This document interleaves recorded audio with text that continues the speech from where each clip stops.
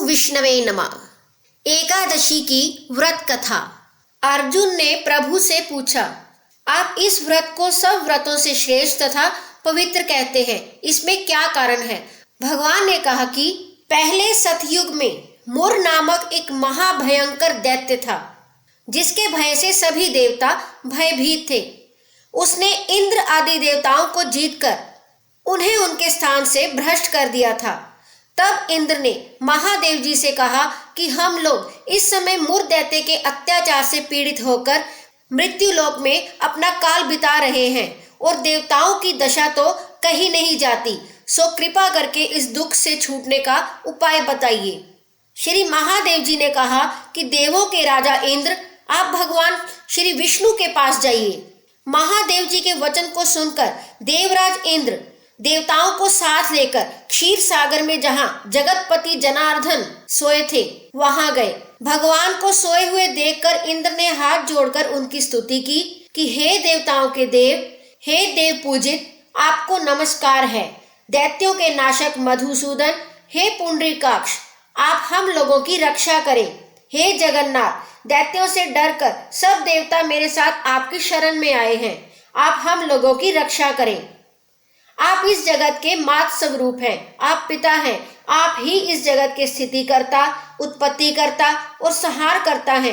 आप देवताओं के सहायक हैं तथा उन्हें सुख देने वाले हैं। आप पृथ्वी हैं, आकाश हैं और संसार के प्राणियों के उपकारक हैं। आप ही संसार हैं तथा संपूर्ण त्रैलोक्य की रक्षा करने वाले हैं। आप ही सूर्य, चंद्रमा, अग्नि, हव्य, मंत्र, तंत्र, यजमान, यज्ञ और समस्त कर्मफल भोक्ता ईश्वर भी हैं। इस संपूर्ण जगत में ऐसा कोई स्थान नहीं है जहां आप ना होए। हे शरणधर, आए हुए की रक्षक, हे देवदेव, हे भगवान, आप हम लोगों की रक्षा करें। इस समय दानवों ने देवताओं को जीत लिया है और उन्हें स्वर्ग से निकाल दिया है। अब देवता लोग अपने स्थान को छोड़कर भूमि में मारे मारे फिरते हैं। आप ही उनके अब रक्षक हैं। इस प्रकार से इंद्र के वचनों को सुनकर भगवान बोले कि वह कौन दैत्य है जिसने देवों को जीता है, वह कहाँ रहता है, उसका नाम क्या है और उसका बल क्या है। हे इंद्र, ये सब विस्तार पूर्वक कहिए तथा भय छोड़ दो। ये सुनकर इंद्र कहने लगे कि हे देव, पहले एक बड़ा भारी नाड़ी जंग नामक दैत्य था, जिसकी उत्पत्ति ब्रह्मवंश में हुई थी और वह अपने बल से गर्वित होकर देवों को सर्वदा पीड़ित करता था। उसी का पुत्र मरु नामक दैत्य है, जिसकी राजधानी का नाम चंद्रावती है। वह नगरी अति सुंदर है। वह दैत्य अपने प्रखर वीर्य से संपूर्ण विश्व को जीतकर और देवताओं को देवलोक से निकालकर इंद्र, अग्नि, यम, वरुण और चंद्रमा आदि लोकपाल स्वयं बन बैठा है। स्वयं सूर्य बनकर जगत को तपा रहा है, स्वयं पर्जन्य बन गया है। इस कारण आप देवताओं के लिए दुर्दमनीय दानव को मारकर देवताओं को विजय बनाए। श्री भगवान इंद्र से उसका अत्याचार सुनकर अत्यंत क्रुद्ध हुए तथा इंद्र को संबोधन करके बोले कि हे देवेंद्र, अब मैं आप लोगों को शत्रु भय से शीघ्र ही निर्मूल करूंगा। और हे बलशाली देवों, आप लोग सब मिलकर चंद्रावतीपुरी को जाओ। ये कह श्री भगवान भी देवताओं के पीछे ही पीछे चंद्रावती को गए। वहां जाकर देखा कि दैत्याधिप मुर अनेक दैत्यों से परिवेष्टित होकर संग्राम भूमि में गरज रहा है। युद्ध प्रारंभ होने पर असंख्यात सहस्त्र दानव दिव्य अस्त्र शस्त्रों से सुसज्जित होकर लड़ने लगे। अंत में देवता लोग दानवों से ना लड़ सके। तब दैत्यों ने देखा कि ऋषिकेश भगवान रणभूमि में उपस्थित हैं। उन्हें देखकर अनेक दैत्य अस्त्र शस्त्र से उन पर टूट पड़े। जब भगवान ने देखा कि देवता भाग गए हैं, तब शंख चक्र गदाधारी भगवान अस्त्र शस्त्रों से राक्षसों को विद्ध करने लगे। उन सर्प समान अस्त्रों से विद्ध अनेक दानव इस लोक से चिरदिन के लिए प्रस्थित हुए, परंतु दैत्याधिप निश्चल भाव से युद्ध करता रहा। भगवान जिन जिन अस्त्रों का प्रयोग उस पर करे, वे सब उसके तेज से कुंठित होकर पुष्प के समान उसके अंगों में मालूम पड़ते थे। अनेक शस्त्रों के प्रयोग करने से भी जब भगवान उसको ना जीत सके, तब क्रुद्ध होकर परिख तुल्य बाहुओं से मल्ल युद्ध करने लगे। देवताओं के 1000 वर्ष भगवान ने उससे युद्ध किया, परंतु वह नहीं हारा। तब भगवान शांत होकर विश्राम करने की इच्छा से बद्रिका आश्रम चले गए। वहां 48 कोस की लंबाई में विस्तृत और एक द्वार युक्त हेमवती नामक गुफा में शयन करने के अर्थ भगवान ने प्रवेश किया। हे धनंजय, मैं उस गुफा में सोया था। वह दानव भी मेरे पीछे पीछे उस गुफा में चला आया और मुझे सोते देखकर मारने के लिए उद्यत हुआ। वे समझता था कि आज मैं दानवों के चिर शत्रु इनको मारकर उन्हें निष्कंटक बनाऊं। उसी समय मेरे शरीर से अत्यंत सुंदरी दिव्य अस्त्र लिए एक कन्या उत्पन्न होकर दानव राज के सम्मुख युद्ध के लिए उपस्थित हुई। दानवेंद्र उससे युद्ध करने लगा और युद्ध में उसकी निपुणता देखकर सोचने लगा कि इस रुद्र स्वरूप स्त्री को किसने बनाया, जिसके बाण वज्रों के समान हैं। पुनः उन दोनों में घमासान युद्ध आरंभ हुआ। एक मुहूर्त में ही उस कन्या ने दानव राज के अस्त्र शस्त्रों को काटकर उसे रथहीन कर दिया। वह दानव विरत और निशस्त्र होकर आक्रमण करने के लिए दौड़ा, परंतु भगवती ने उसे मुष्टिक मारकर जमीन पर गिरा दिया। पुनः उठकर कन्या को मारने की इच्छा से दौड़ा। उसे आते देखकर भगवती ने उसका सिर धड़ से अलग करके उसे यमलोक को भेज दिया और उसके साथी भयभीत होकर पाताल को चले गए। तब भगवान उठे और सामने हाथ जोड़ खड़ी हुई उस कन्या को देखकर परम प्रसन्न हुए और बोले कि संपूर्ण देव गंधर्व नाग लोकेश सभी को जीतने वाले इस दुष्ट दानव को रण में किसने मारा है, जिसके भय से मैंने इस कंदरा का आश्रय लिया था। सो किसने कृपा कर मेरी रक्षा की है। कन्या ने उत्तर दिया कि हे प्रभु, आपको सोया देखकर वे आपको मारना चाहता था कि आपके अंश से उत्पन्न हुई मैंने ही इस दानव का संहार करके देवताओं को निर्भय किया है। मैं सर्व शत्रु दमन कारिणी आपकी ही महाशक्ति हूँ। हे प्रभु, आप बतलाइए कि इसके मारने से आपको क्यों आश्चर्य हो रहा है।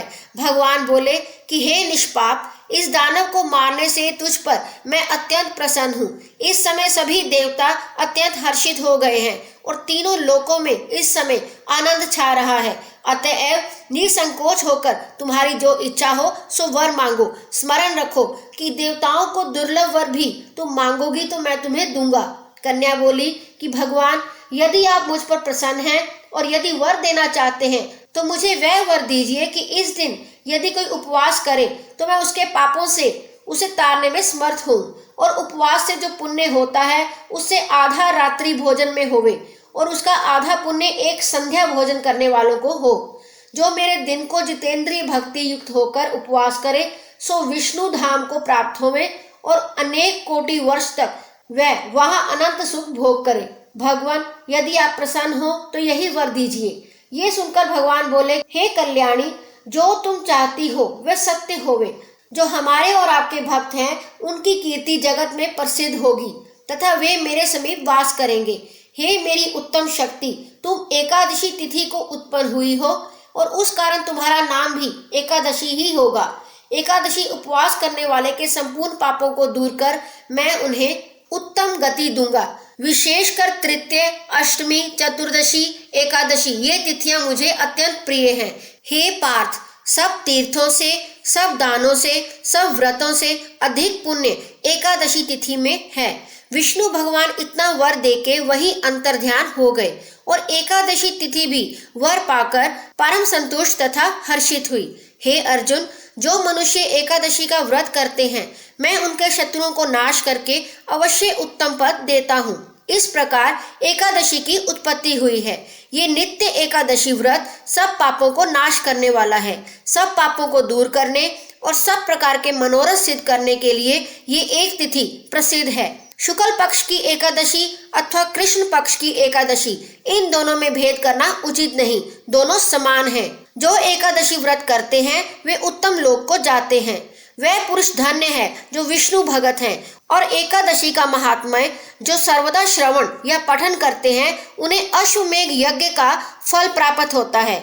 जो विष्णु परायण मनुष्य दिन रात विष्णु के द्वारा विष्णु की कथा सुनते हैं वह अपने कोटि पुरुष के साथ विष्णु लोक में जाकर पूजित होते हैं।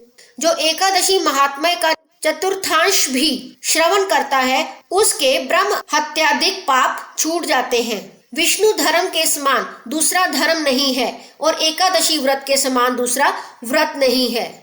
ओम विष्णवे नमः। आरती निर्गुण ब्रह्म की। ओम जय जगदीश हरे, स्वामी जय जगदीश हरे। भक्त जनों के संकट क्षण में दूर करे, ओम जय जगदीश हरे।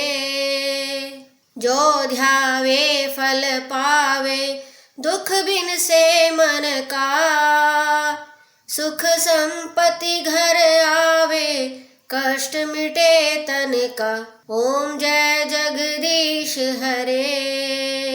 मात पिता तुम मेरे, शरण गहूँ मैं किसकी, तुम बिन और न दूजा, आस करूं जिसकी, ओम जय जगदीश हरे। तुम पूर्ण परमात्मा, तुम अंतर्यामी, पार ब्रह्म परमेश्वर, तुम सबके स्वामी, ओम जय जगदीश हरे।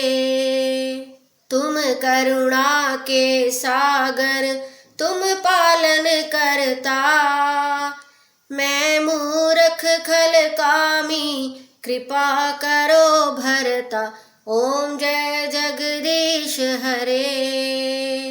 तुम हो एक अगोचर, सबके प्राणपति, किस विध मिलूं दया में, तुमको मैं कुमति, ओम जय जगदीश हरे। दीन बंधु दुख हरता, तुम रक्षक मेरे, अपने हाथ उठाओ, द्वार पड़ी मैं तेरे, ओम जय जगदीश हरे।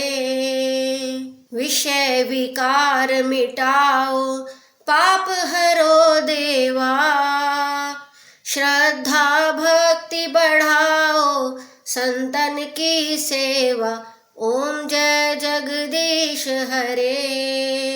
तन मन धन सब कुछ है तेरा, स्वामी सब कुछ है तेरा, तेरा तुझको अर्पण, क्या लागे मेरा, ओम जय जगदीश हरे। श्री जगदीश जी की आरती जो कोई नर गावे, कहत शिवानंद स्वामी, सुख संपत्ति पावे, ओम जय जगदीश हरे। ओम जय जगदीश हरे, स्वामी जय जगदीश हरे। भक्त जनों के संकट क्षण में दूर करे, ओम जय जगदीश हरे। ओम विष्णवे नमः।